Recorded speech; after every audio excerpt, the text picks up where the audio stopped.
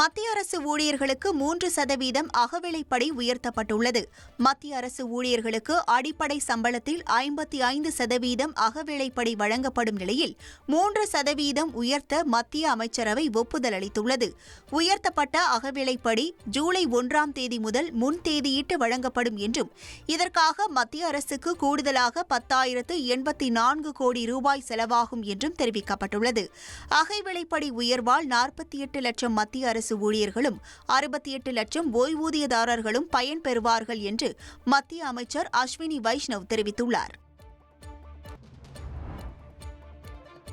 கோதுமைக்கான குறைந்தபட்ச ஆதார விலை குவிண்டாலுக்கு 2,425 ரூபாயிலிருந்து 160 ரூபாய் உயர்த்தப்பட்டு 2,585 ரூபாயாக நிர்ணயம் செய்யப்பட்டுள்ளது.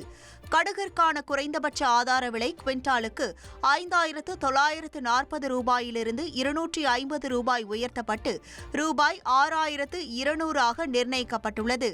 பார்லிக்கான குறைந்தபட்ச ஆதார விலை 170 ரூபாய் உயர்த்தப்பட்டு 2,150 ரூபாயாகவும், மசூர் பருப்புக்கான ஆதார விலை 300 ரூபாய் உயர்த்தப்பட்டு 7,000 ரூபாயாகவும் நிர்ணயம் செய்யப்பட்டுள்ளது. பிரதமர் மோடி தலைமையில் நடைபெற்ற மத்திய அமைச்சரவை கூட்டத்தில் இந்த ஆதார விலை நிர்ணயிக்கப்பட்டு ஒப்புதல் அளிக்கப்பட்டது. இனி செல்லும் இடமெல்லாம் செய்தி. தந்தி டிவியின் வாட்ஸ்அப் சேனலை ஃபாலோ பண்ணினா செல்ல இருக்கும் இடமெல்லாம் செய்தி. இதோ QR கோட் இப்பவே ஸ்கேன் பண்ணுங்க, ஃபாலோ பண்ணுங்க.